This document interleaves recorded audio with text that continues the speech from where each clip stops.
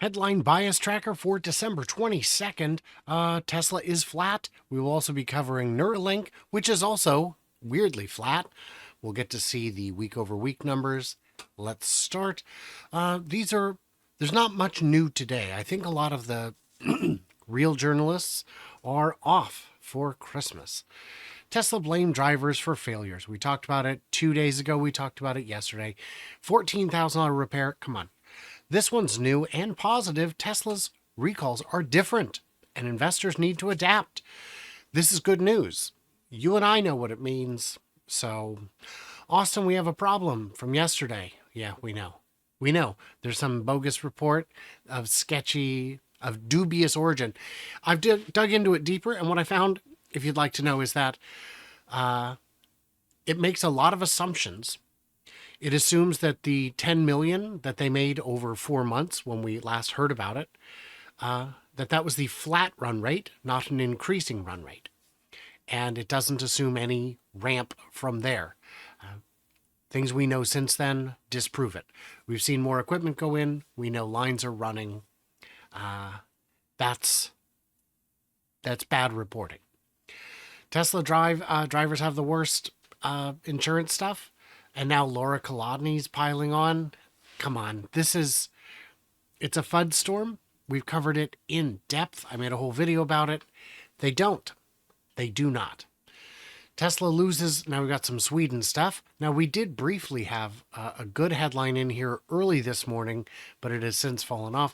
Tesla loses court appeal, and then also Musk and Tesla are battling it out, both negative. But then this one, Tesla Sweden update, transport workers union sympathy strike.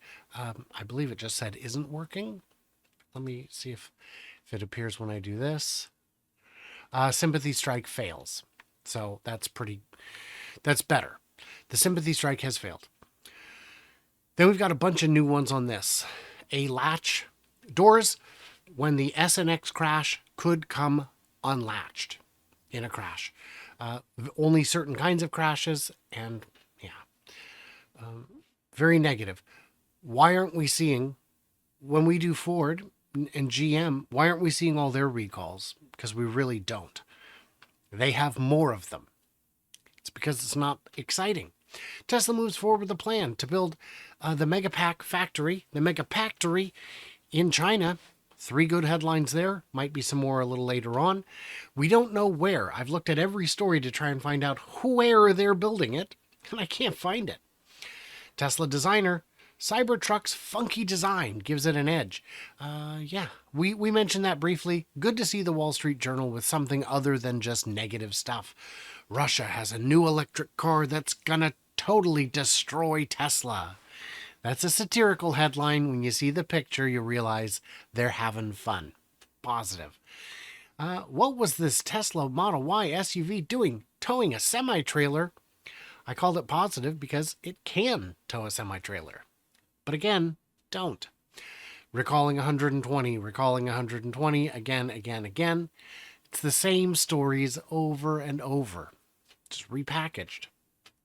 Top analyst says Tesla will have a $1 trillion market cap next year. Okay, positive. How far can you tow with a Model Y? Neutral. Now, if you read the story, you might conclude it's negative because towing drastically impacts the range of an EV. $14,000 repair bill one day after we covered this, but this is brand new. Unilad is now covering it. Swedish court rejects appeal over license plates. I think that one has already passed the 25 cutoff, but let's take a look at the numbers and see how they went. Today, -24. Trailing 7-day, -33. I asked James Stevenson to look at my pretty charts and tell me what he thought. And he thought, I think you're doing a quantitative assessment of a qualitative concept. And he's right. This is not mathematical, it's mathmagical. So there is a difference there. But for those of you who've been following my numbers for a few years, you know that my mathemagicianship is not in question. My numbers wind up being good. And if I'm comparing them subjectively to other things, it should balance out. So here we are. Tesla is flat on the day, sentiment slightly down for the week because this day has now fallen off of the 7-day. And then we'll get to Neuralink. Brain implant company. Now, we may need to reconsider whether we want Neuralink in as a weekly feature because, as you'll see, a lot of these headlines are quite old. Brain implant company going for Neuralink's jugular. Ooh, somebody's going to beat him. It's a huge, huge space. There's no need to beat anyone. Everyone can. If every company working on this were successful, there still wouldn't be enough companies doing this. High school science fair winner creates brain implant algorithm. Elon Musk's new monkey death claims spur fresh demands. 9 days ago, we already covered this. November 25th, we covered it. Positive, but we covered it. November 22nd. So you can see why these are not necessarily important headlines. October 16th, September. So these headlines haven't really changed. If there's another company I should give this spot to, by all means, let's have that discussion. And here's the other reason. When we look at the numbers, Neuralink, today's media index bias index is 0 with a week-over-week change of 0 because it was also 0 last week. Here's the big number board. Here's Tesla. The dashed is the trailing, and the red is the daily.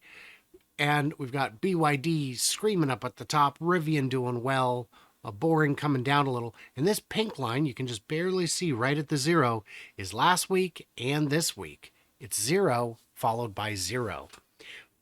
Bit weird. Yeah, that's a bit weird. But hey, there you go. So, should we do something different instead of Neuralink? I don't think there's enough news to cover it every week. If we come back next week and find that it's still 0, we're going to drop it for sure. But maybe we should do that preemptively, or at least think of what we should put in its place. Because maybe we could do Neuralink and we could do that. What did I miss? What did I misunderstand? You know what to do.